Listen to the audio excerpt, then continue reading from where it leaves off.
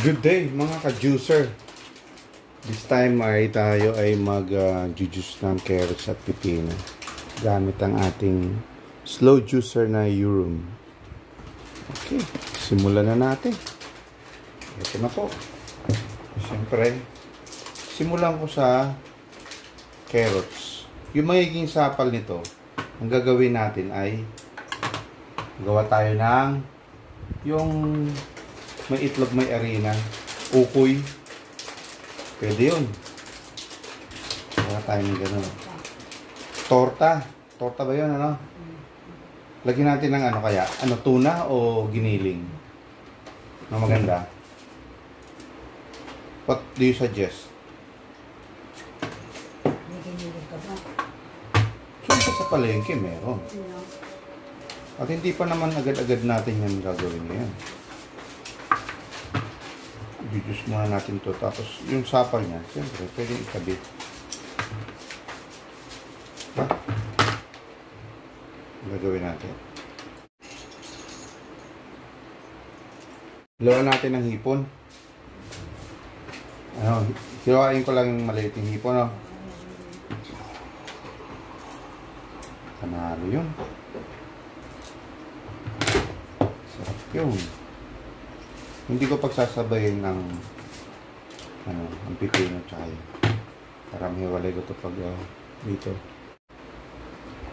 Babalat natin. Kasi kakainin pa natin yung sapal eh. Kailangan mabalatan. Yung problema kahit makain natin yung sapal niya. Diba?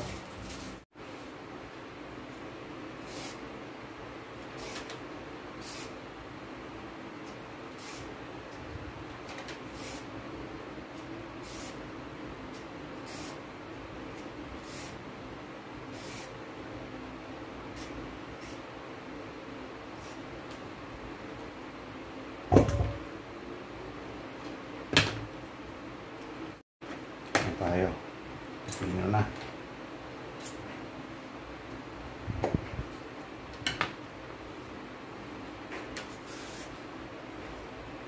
Ihiwalay ko to. Kasi yung sapal. Kunin ko muna lahat ng magiging sapal ng carrots. Tsaka ito process.